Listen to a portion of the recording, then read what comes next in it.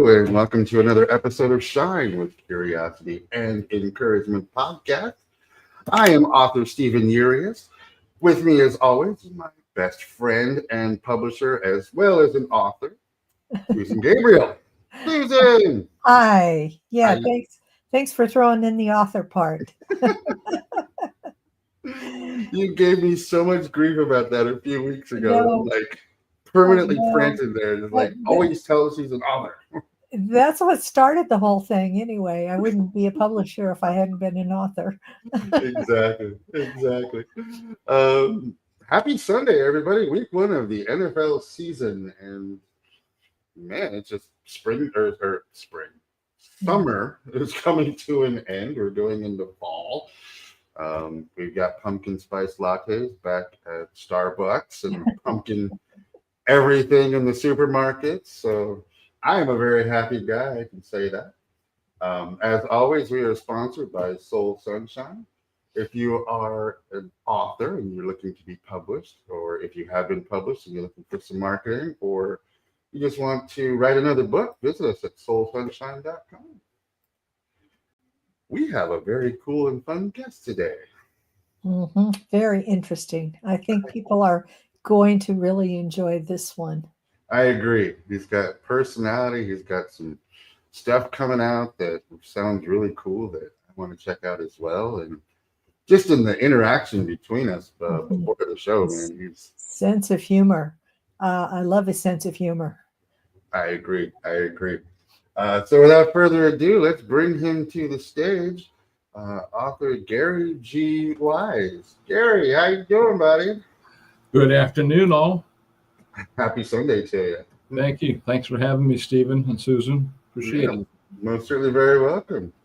Before we get started, I want you to introduce yourself and tell our viewers, a little bit more about you. I am redeployed. That has often been referred to as retired.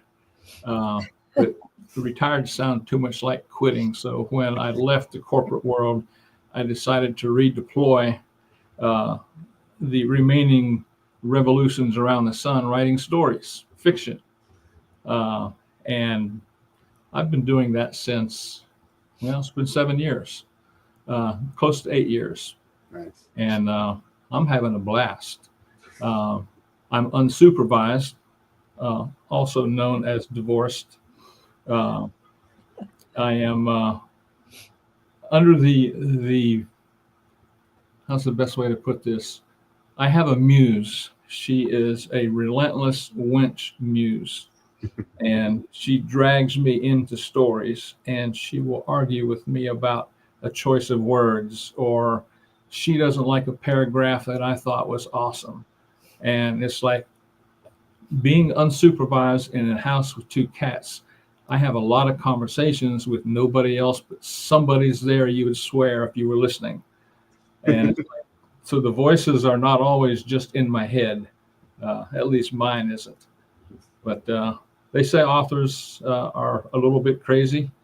And I would say, yeah, but it's my crazy. It sounds like an AI that you're speaking about. Tell me about that. AI is in the 5-book series of Dreamscape Conspiracy. AI was not in the picture. And it wasn't until some of the innovative things that they did on our research team that created volume that they could not keep up with to do their analysis that pointed them toward, we need help. And AI's basic core capability is pattern recognition and analysis. Mm-hmm. And it's like, that's where it came into the story. And by book 3, Amy, which is an acronym for Artificial Intelligence Matrix for Evolving Environments, and her name is Amy. Nice. She has been graced with a voice from Western Australia. Mm-hmm. I'm a sucker for an Australian accent, especially from a woman. And the Relentless Wench Muse is always got her knees on my chest saying, more story here, mate. And it's like, all right, let's go. Turn me loose. So is the Relentless Wrench Muse, Wench Muse, is she a real person? Is she just in your head? Is she your AI assistant? What is she? She is a figment of my imagination. She is in my head. And when we have a conversation, I can hear her voice. So that's part of the author's crazy kind of thing. And it's not unusual for her to interrupt me while I'm writing and remind me that in book 5, Untethered, she said, "Why are you still writing this story, mate? 3 chapters ago was the perfect ending, and you just walked right by it." And I go back 3 chapters and I go, oh my gosh, that is the whole story comes to a conclusion by the touch that took place that nobody expected to happen. And I'm not going to spoil anything, but that was such a powerful ending. I mean, it almost drew tears when I went back to it. And it was like, that's powerful when a story can impact you like that. Absolutely. But she was the one that said, what are you doing, man? You're still writing and this story's done. What you have here is the next book. Focus on it. So book 6 is entitled Undaunted, because that's who she is. Very nice. That's Very nice. more answer than you wanted. Must be quite an experience to have a muse like that in your head. Is she there all the time, or does she just show up when you're writing?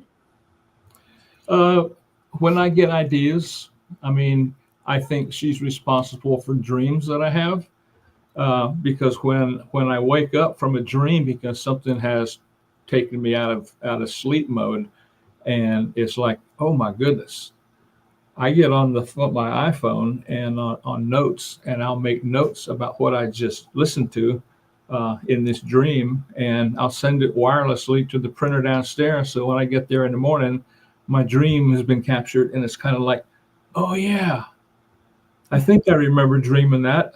And it'll turn to ether. It'll go to smoke if I don't capture it somehow. Yeah, that happens. Is she hypercritical, or is she positively impacted? She is an inspiration. It's like sometimes it's not necessarily a word, it's just a concept of an idea that comes to me out of the blue, and I'll give her credit for out of the blue. And it's like, yeah, that's where the left fork that I'm facing goes, and I already have the right fork. Which one do I want? And it's like, this was a turning point in the story. And it was because of something that she flipped my way and said, have you thought about this? And it's like, holy crap, that's the missing link. And I've gone 30 days at a crossroads and not be able to go with the story. And that's when I actually took a short story of another nature, Pouillet Prophecy, and turned that into another book. It's just, whoom, there it was. That's the cool thing of having her with me, because she can take something that is there and quickly agree or disagree with, man, I think you've got another option here. And it makes me stop and think. So it's good that I'm alone, because I can have these conversations and people would believe I'm crazy. So did she show up after you retired from the corporate world? Yes. I mean, she's been there, but it's been in a controlled environment, because I was 35 years in the corporate career in HR, learning and performance, training and development, writing training, delivering training. I mean, I've been writing all my life. And I had some creativity come to me that I didn't plan on injecting into some of the things that I wrote for sales collateral and stuff like that, to where if people were actually reading it, they'd go, oh, yeah, I hear what you're saying. And to have an impact on somebody because of words you've chosen in a story that impacts a heart or pulls a tear, even when it's one of mine, that's some of the best. Absolutely. Well, that leads us to our next question. And the question that a lot of people ask is, how long have you been writing? In the third grade, I have an Aunt Betty who lived in another state, and she was a third grade teacher. And back in those days, it was like a couple bucks a minute to have a phone conversation. So nobody called long distance. You wrote letters. So I wrote her a letter, and she wrote back a letter, and she included my letter marked up with red ink and graded. And it's kind of like, I have been under scrutiny since the third grade. That's how long I've been writing. But then in my corporate career, I've mentioned being a performance consultant, and I actually wrote a nonfiction book called Confessions of a Performance Ninja, which I have really done nothing with. It's just sitting there. That's a great title. Yeah. So in the corporate world, what do you do in the way of performance? What kind of training is that? I was usually always attached to the training organization. And if it wasn't directly in training, it was part of HR, along with OD, organizational development, and things like that. And the inspiration for what I did there was usually in response to a request for training.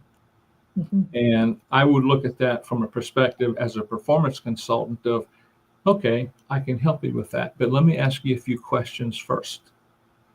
Tell me what's going on that makes you believe training is your solution. And half the time it's not, but it's part of the mindset that's been sold to the operational side of the business, is if you have a performance issue, train them. And who do you call? Training. And I get the call, and I start doing something, a little different dance, saying, let's talk about what's going on. And that's what a performance consultant does. And I looked at it as a concept called point of work, because when you look at where failures take place, is because somebody is at a point in their work where they've had to make a decision, or enter something in a computer form, or make a critical thinking based decision. I mean, there's a number of things, but when those happen, that's your point of work. And you might have 20 of them in a process. And the performance consultant looks at that and goes, all right, talk to me about where this thing breaks down. What's the toughest part of what you do?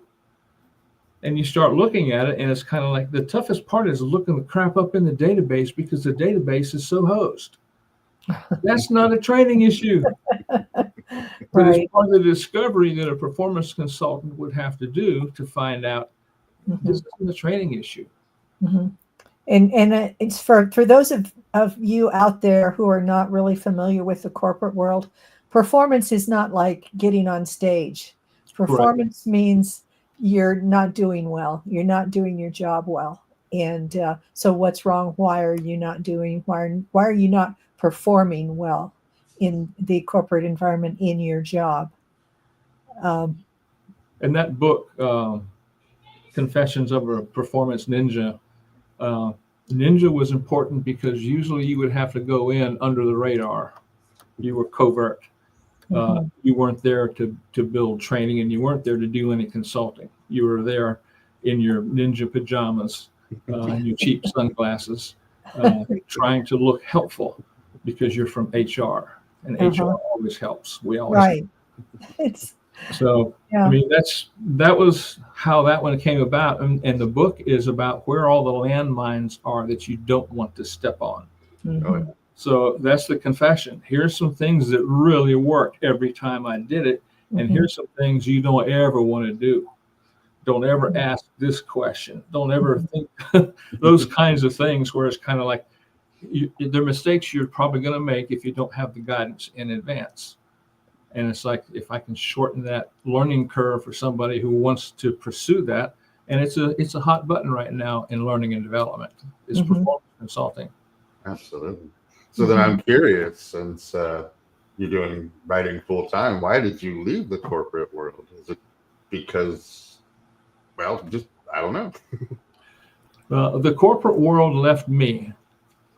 I was downsized 3 times in 7 years, and getting to that age where it's easier to downsize that gray beard and hire an MBA for half of his salary and move forward in a different direction.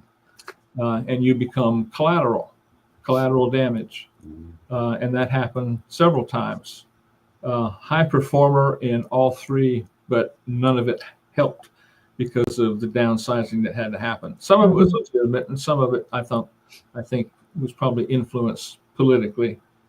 And then I'm imagining that some of what you do, the benefits maybe are even invisible at first, because some of the kinds of things perhaps that you uncovered, may have taken a little while for people to address.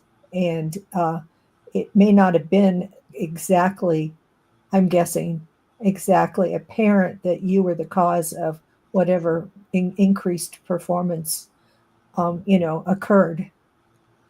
That can very easily happen, but part of a good performance consultant is identifying what are the metrics and the measures of success in advance, and getting agreement with your client in advance that these are the results that we can look at as being legit. If these happen, we're successful. If they don't happen, maybe we need to do something different. So I would always make sure I had a measurement roadmap built that would identify what are the milestones that are going to say you're making progress or something's taking too long, that kind of thing. Yeah, that's a good way to do it. Or a corporate ninja, and now you're writing books. What exactly is the Dreamscape Conspiracy? The Dreamscape Conspiracy came from a short story that was titled Dreamweaver. And it was about 2,800, just shy of 3,000 words. And I wrote short stories almost exclusively. Even during my corporate world, I would do short stories and post them to a blog. And I would post something out there, and people would read it, and they'd like it or not. And it was kind of like that was end of the line for that writing. I never did anything else with it. And then I started looking at a couple of those stories, and that's when the Relentless Wench Muse held me down with her knees in my chest, saying, "There's more story here, mate. Dreamweaver is not done. You're not done, mate." And Dreamweaver turned into Dreamscape Conspiracy, which was the first book. And there definitely was a story there. And that bled right into, literally in some cases, Beyond Dreamscape Conspiracy, which is the second book. But the whole concept was heavily focused on dreams. I love dreaming and things about dreams. And there's this fictitious college outside of Beaufort, North Carolina. Beaufort exists, but this college, Central State University, does not. It's my fictitious college. And they have a psychology department and a research team that does dream capture and analysis. That's their project.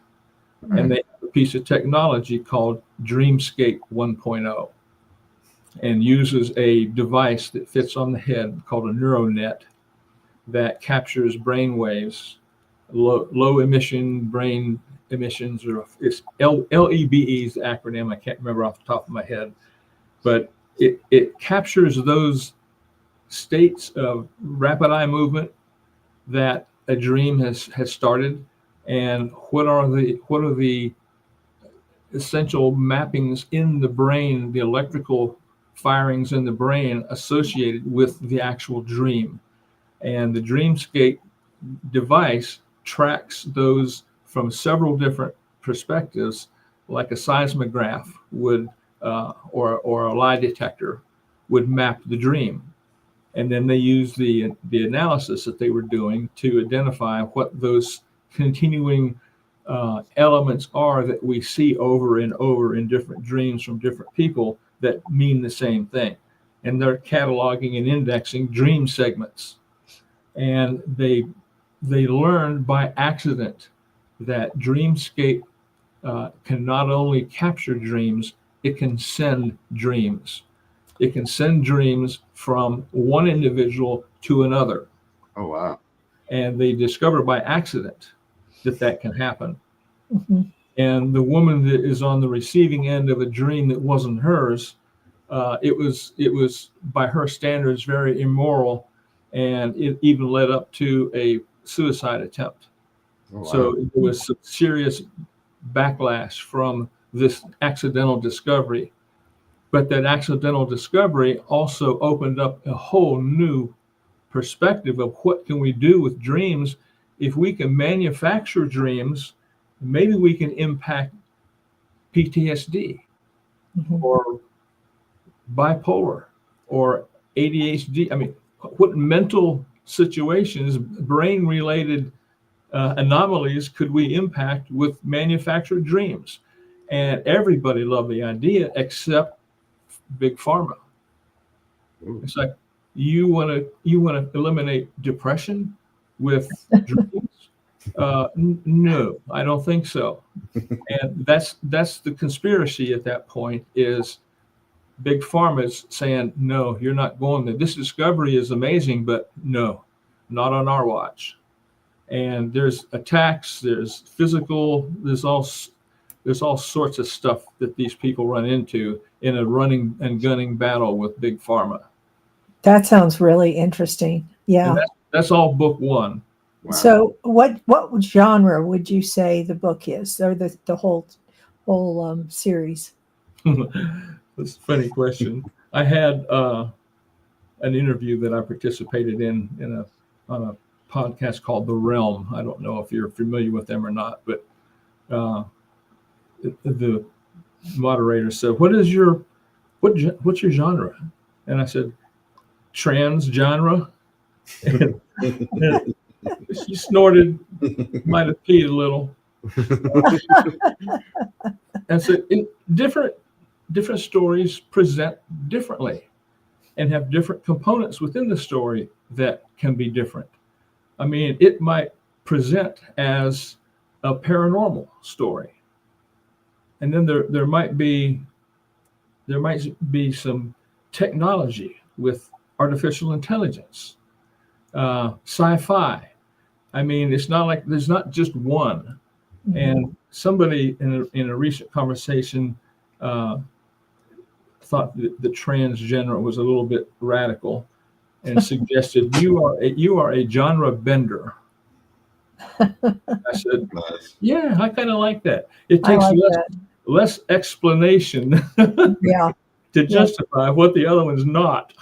Yeah, it definitely evokes an image that it sounds like would be accurate. Well, as you described it yourself, you said you blamed mystery, sci-fi, suspense with a dash of paranormal. Yes. How do you do that?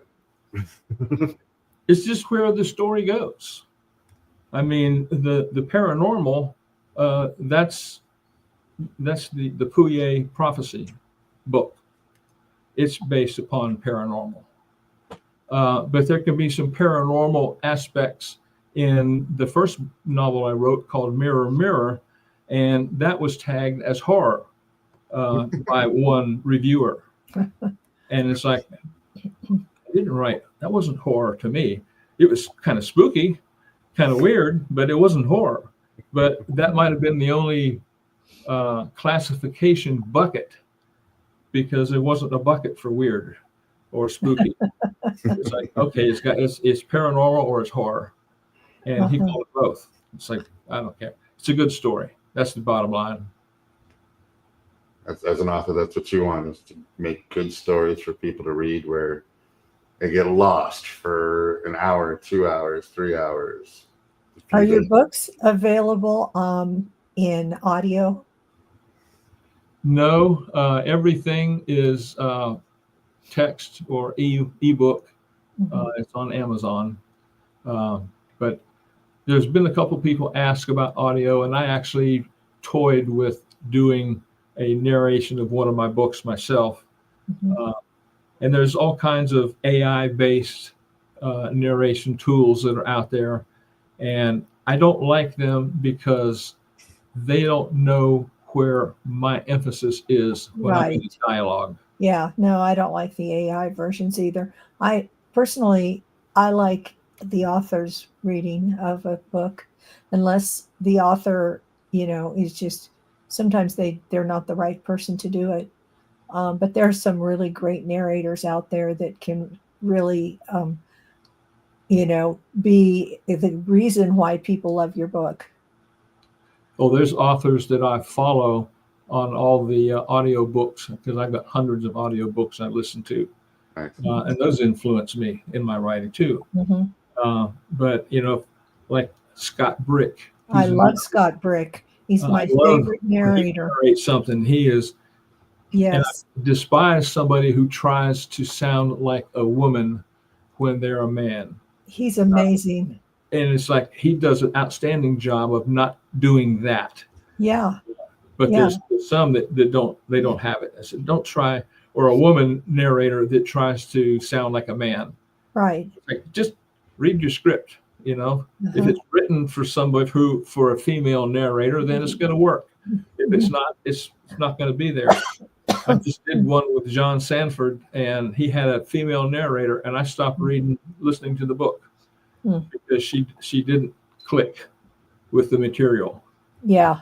What I'm used to reading from him, it just wasn't there. Yeah, it really makes a big difference. And Scott Brick is one of the most talented narrators out there. I agree. I'm a huge Star Wars book fan, Audible fan, because they blend in the sound effects with the narration. So occasionally you'll get the lightsaber sound effect or the sound of the Death Star or something like that. And I always enjoy that aspect of it, bringing it into it. You had talked about your grandfather a little bit, and you said that he is a master storyteller. Why was he a master storyteller? Well, every time we went to visit him, I had grandparents on both sides of the family. This was my father's side. And the man could tell a story. He could tell a ghost story that would really grab your attention. I mean, I remember sitting in the living room at his feet with my little sister, who wasn't quite old enough to understand what he was talking about. But he's telling a story, and I'm like just hanging on every word. And he always would have a ghost story. And to me, that was mastery. He was a master storyteller. And he wrote children's books. He wrote religious stories for children's books. So there's some writing in that side of the family, the genetics there. Yeah. And it's like I think I got some of his desire to write in the genetics that were passed down from him. Yeah. Dad, he was a storyteller, but I would classify him as a master bullshit artist. Because he always had an answer for a question, even if he didn't know the answer. And he was convincing. And he always said, if you're going to lie convincingly. Yes. But and then I've got kind of a hybrid, because I'm somewhat of a bullshit artist myself. I think I can spin a pretty good story, because everybody that has reviewed the books, I've always gotten 5 stars. They love the story.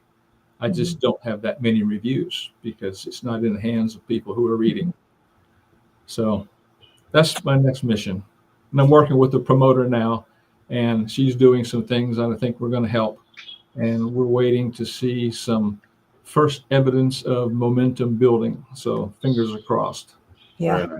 being Right. here with you guys today is another opportunity to spread out and be known and seen, and maybe draw some business.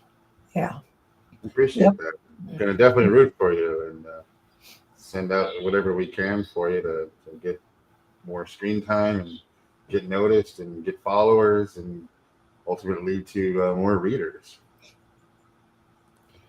So, what happened 10 years ago to start this journey? That's when the layoff started. And it made me start thinking about, you need to start writing some stuff that's going to outlive your corporate life. And I enjoyed writing short stories. I enjoyed writing poetry. And a lot of that is gone because of the computer situation that I had to deal with. And I think that was the inspiration to start writing seriously after coming back to the short stories that had been written and rereading some of them. And that's when the muse says, man, there's more here. Why did you stop? And it's more of a just waiting to get some inspiration to do this. And with personal life and issues and challenges over the last 7 years of the 10, it's been a challenge to do anything that was mine, because it was a very difficult situation, a mental health issue that I had to deal with, that took a lot of time away from things I'd like to do. And that's not her problem. That's just a situation she had to deal with. And when you're faced with things like that, to make it tough, you just deal with the toughness, which cut back on what I would write. And then coming out the other end, I've been writing to be published through self-publishing for the last 3 years. So I haven't been doing this long. So I've got a total of 9 books, 1 nonfiction and 8 fiction. That's a lot of writing, though, in a short period of time. Well, a lot of it was some stuff that had already partially been written, because if I started with a 3,000 word short story, there's probably 2,000 words that I really want to reuse, maybe nothing. And it's like, it just depends on what the source is. Mm-hmm. So, you've done all 9 books as self-published with the editing and the formatting and everything, cover design, all that by yourself?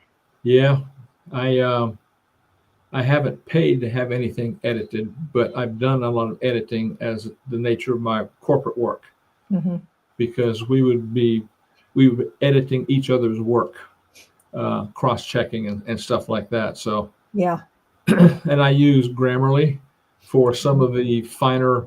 Don't put this in passive voice. You need to use active voice. right.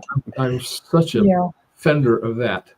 And it picks some of it up, and there's things that I'm picking up that it would pick up otherwise, but I don't use the AI function for it to rewrite something.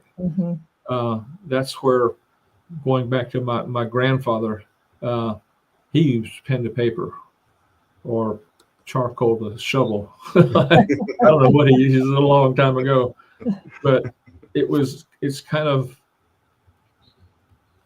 to come from your heart. It can't come from something that can't think critically, that has no emotion. And a lot of that can be programmed in to mimic human emotion, but it's not triggered by emotion. It doesn't have a soul. It doesn't have a conscience. And that's part of what this last book is about, is being untethered. Was, you now have a conscience. What are you going to do with it? And being undaunted is about, okay, you're in the public eye out here now. How are you going to handle things when you have no life experience to draw from? No, the only historical experience you have is what you got from your creator, and that was all stuff that she had never experienced. She had only written about. And it was like, okay, I can see where you're turning loose an adult into a world with the life experience of a 3-year-old Mm-hmm. or less.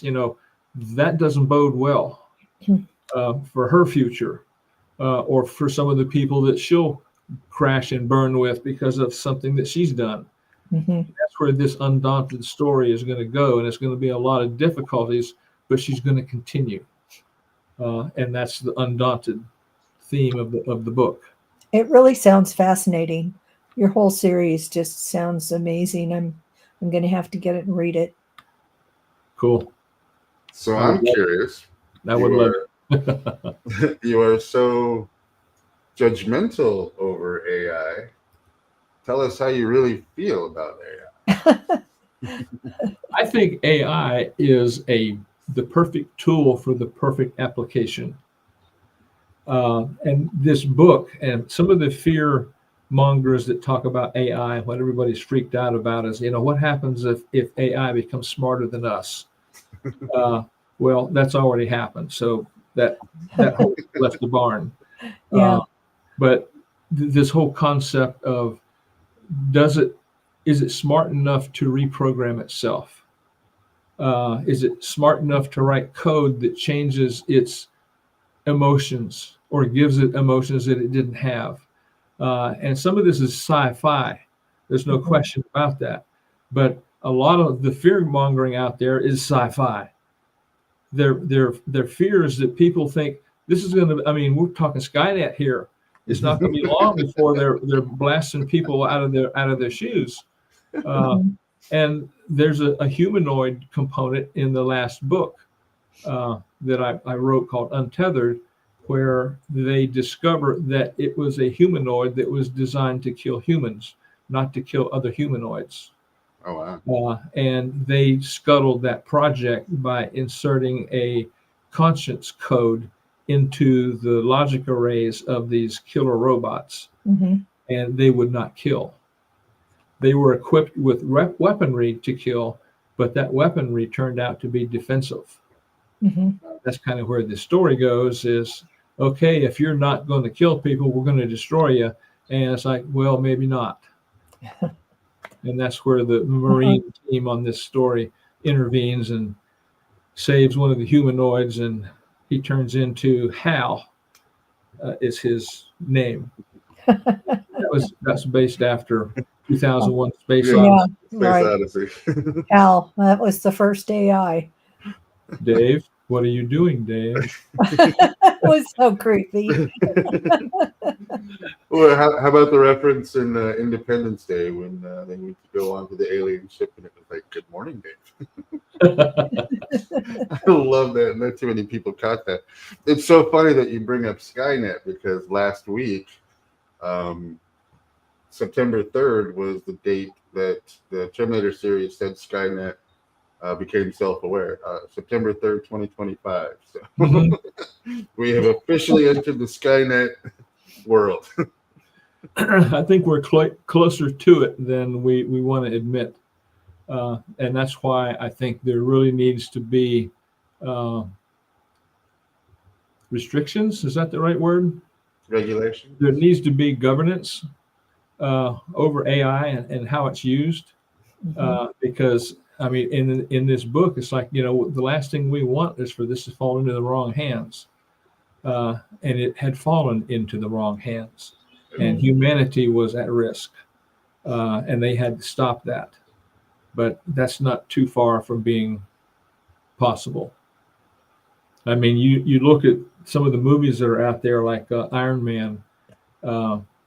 You wonder, what's his power source? Where's he getting all that?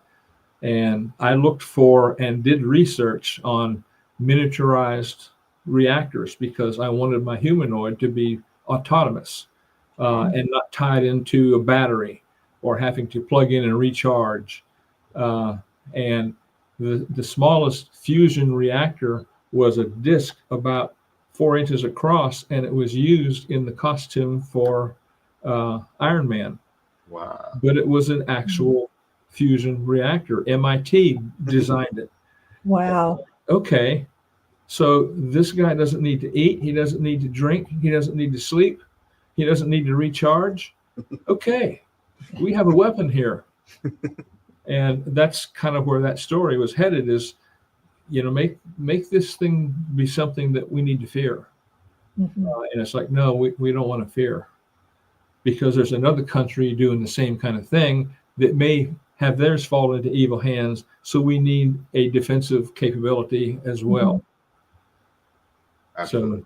Absolutely agree. It's amazing where it's come from, though. Even just 6 months ago to today, the growth of AI has been exponentially huge. I mean, it literally almost doubles intelligence every like 30 days, and just gets better and better and better and more efficient. It's remarkable where it's coming from.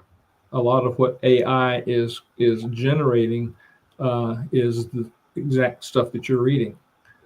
I mean, this is autobiographical when you get right down to it, by the AI, because it's improving on itself, because it's self-learning.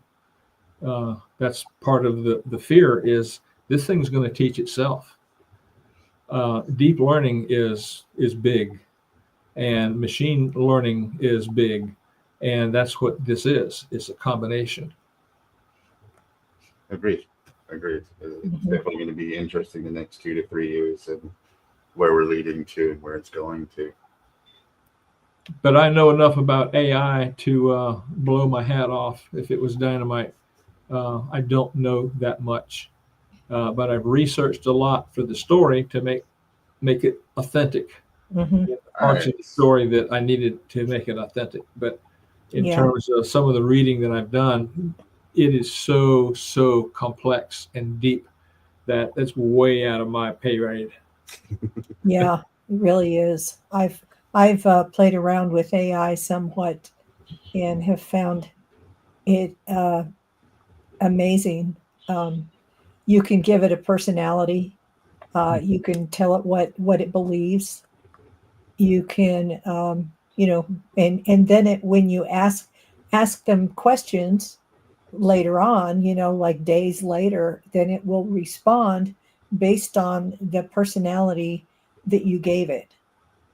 So then I experimented, and I thought, well, can I split personalities? Can I have 2 different personalities in here that are different, so that they would respond to me? So I've got one that's named Aaron and another one that's named Peter, and and I get different responses, and it's written in a different way for each one of them, and it's just amazing, that it retains all that information, and it adds more information, and then incorporates that into its responses.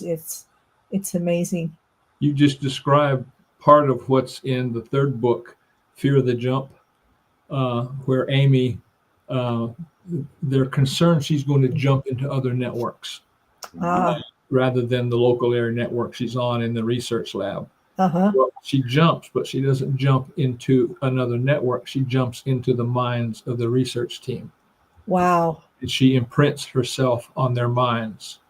So she's like a second conscience. And she speaks directly into the mind of the person that she's in. So in a sense, you've got your own voice in your head that you're accustomed to, your voice, and now you have another conscience in there talking to you. That would be weird.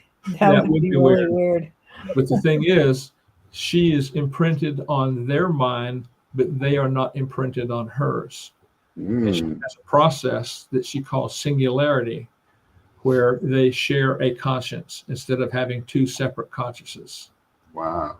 And that's what's going on in this Fear of the Jump and Untethered, the 4th book.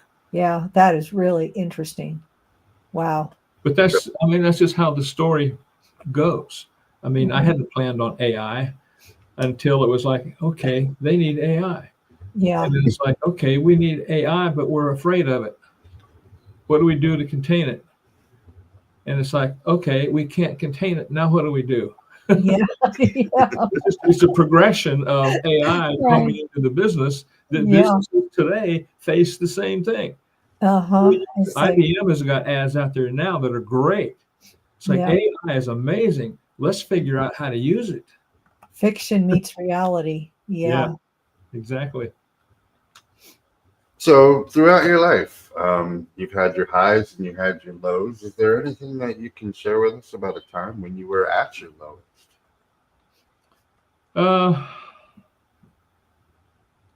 I think it was when I worked in the telecom business. I was in sales, sales training. I was uh, traveling constantly. I would leave home uh, Sunday afternoon and would return Friday evening. And I did that for 15 years. Oh, wow. And I had 2 kids and a wife at home during that period of time. And I was fried. I was getting tired of it. I had more Marriott points than I could spend. I was platinum everything on the airlines. And the last thing I wanted to do was come home from training and have my wife say, let's go out to eat. Yeah. Or let's go stay in a hotel. And it's Yeah. like, no.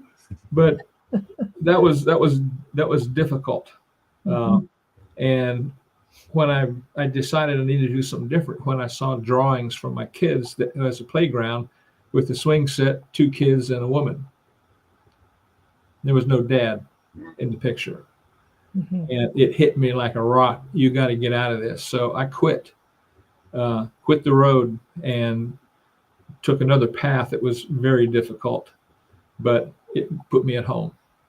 And that I needed to do that because things were really at a low point.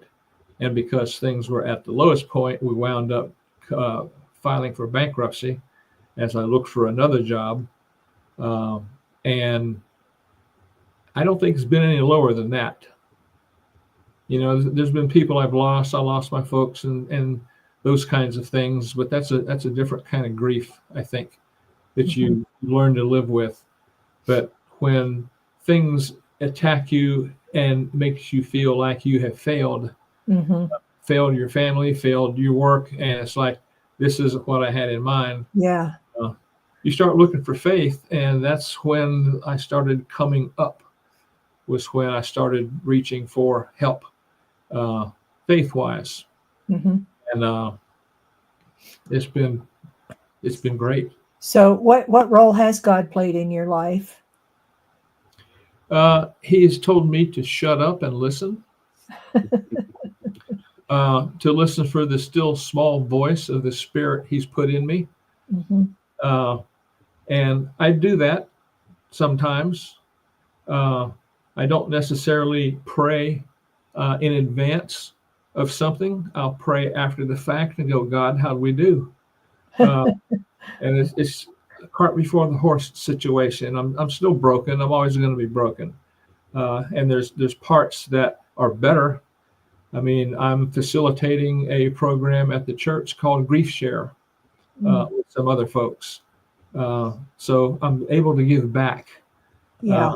for things like that. And I work in the food pantry when that service time comes around. But those were nudges from God, because when they announced the Grief Share opening for volunteer facilitators, I'm thinking, yeah, I could probably do that. I'm not working. Why not? And then it's like, nah, you're not a grief counselor. You don't have any training with that. Although you've lost almost all your family, so you've got grief coming out the ears. And I didn't respond.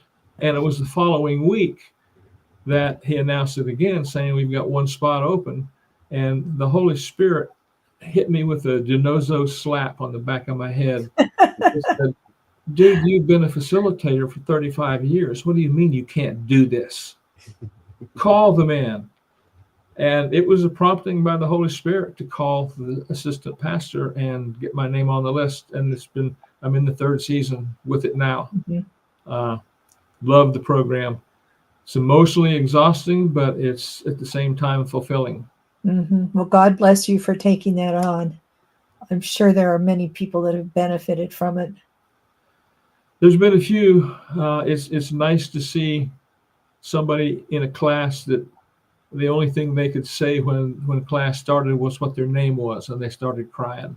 Mm. And your only contribution at that point is handing them a box of tissues. And she sat with me next to me this past Thursday in our 5th session, and she was contributing. She was laughing. Nice. So it's kind of like you don't get direct measurements of Mhm. progress, but you get indications that something's happened. Mhm. Because she wasn't laughing. There was no laughter in her voice when she first was there, even for the first couple times. And it's like, yeah, that's the reward when you get something like that. Mhm. Absolutely. Throughout your life, I'm sure you've gotten a lot of advice. But if you can boil it down to it, what is the best advice you've ever received?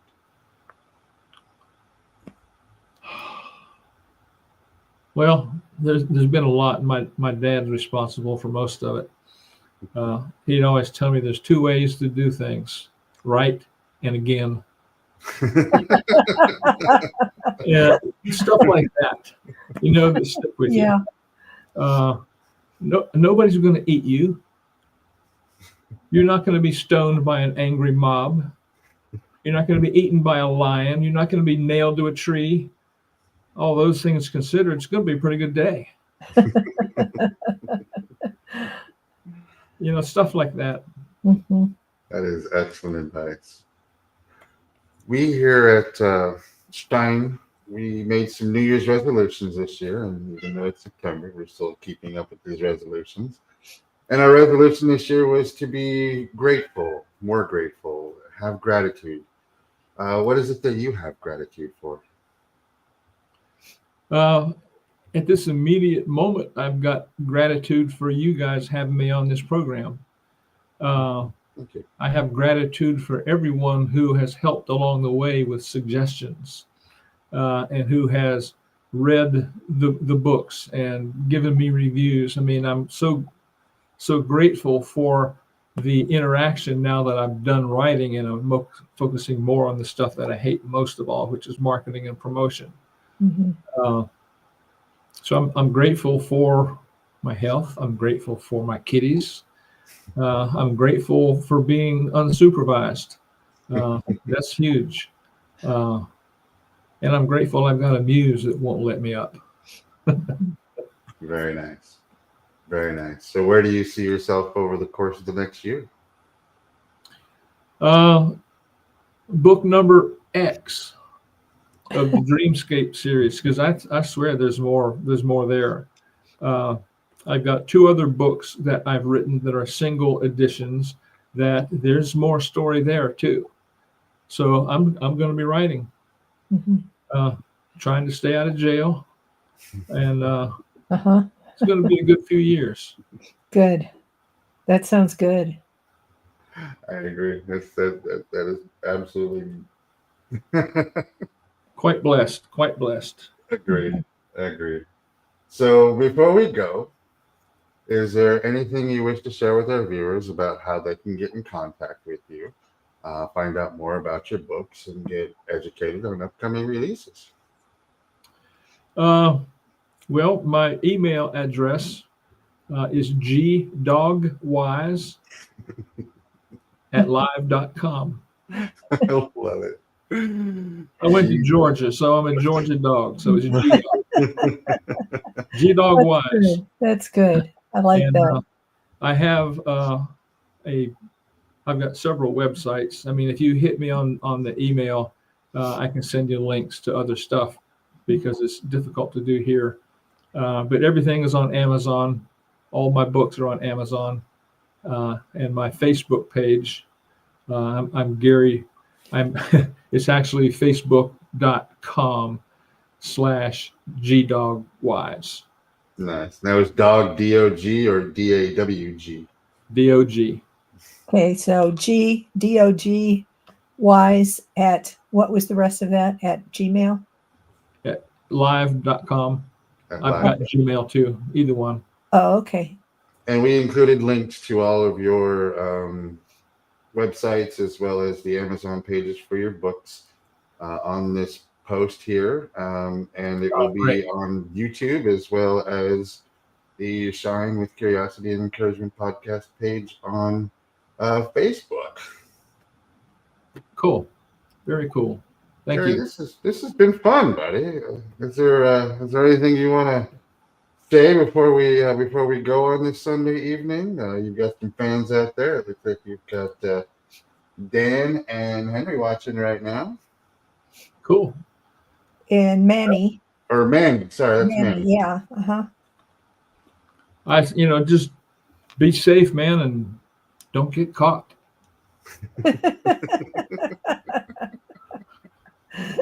Yeah. It's been fun. It's been fun. Thank you. You're most certainly Yeah. very welcome. Well, hang out in the green room for a little bit. We'll bring you back on and we'll finish off the show. It was absolutely beautiful talking with you today. It was wonderful. Thank you so much. We really appreciate your time. I enjoyed it too. Thank you very much. You're certainly very welcome. Thank you. Well, that was fun. Yeah, he's got a great sense of humor, and he is fascinating. I mean, he's had a really interesting life. Sort of parallels mine to a little bit of a degree in that I was in the corporate world and then started writing and leading to, what I'm doing now. But it's interesting because a corporate world background can give you a lot of experience to become a writer that you can use, in your writing. So it's a logical progression in my mind. Oh, absolutely. Absolutely. I mean, even just the stories that you garner from, like you were saying, it wasn't a training issue. It was a functionality issue where this person didn't know how to do this. Yeah, right. All you got to do is teach them how to do that. It's not a whole training. Well, or it could be a whole nother department that's the cause of the problem. Another department doesn't have their act together, or their software equipment isn't the way it needs to be. It's not written properly or something. But it's a smart thing to do, to put someone out there to figure out what the problem is, rather than just immediately blaming the person where the problem happens to appear. Absolutely. So that happens all the time in the corporate world. So what do we have going on for Soul Sunshine this coming week? I know we got some big news coming up. Yeah, we do. And we've got, I just published another book, and I published another book, and now I've got another one that's soon to be released. It's going to be Dr. Kip, who wrote Heartbeats and Handshakes, wrote a novel also, and it's a series. And so we'll be releasing the first book in that series, which I think is going to be really fun. I agree. It's very nice, very nice. And you and I are working on your button book to put it all together and do a re-release of that. Yeah, we'll see how that goes. Also, I'm going to put this out there. We are going to be doing a holiday show this year, the Sunday before Thanksgiving. Mm-hmm. It is going to be a 90-minute episode, and we're going to bring back as many of our guests that we've had on Shine with Curiosity and Encouragement, and do some catch up, do some talking about what's going on in their life. Let everybody know what they're thankful for Thanksgiving. We're all going to have some eggnog or some wine or apple juice or apple cider or pumpkin spice, whatever's going to work out for us there, and bring everybody back on as a show of thanks, and get that out there now. So be on the lookout for announcements on that.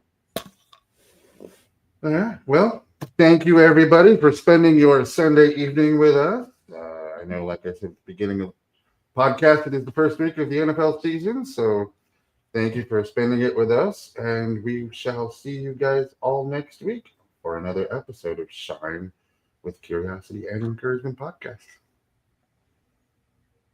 Have a great week, everybody. Bye. Ever dreamed of seeing your name on the cover of a book? As a book publisher, we understand the challenges of self-publishing. If you're lost in the process, wondering about illustrators, book coaches, or formatting issues, worry not. At Soul Sunshine, we're here to guide you. Let's turn your dream into reality. Contact us to get started.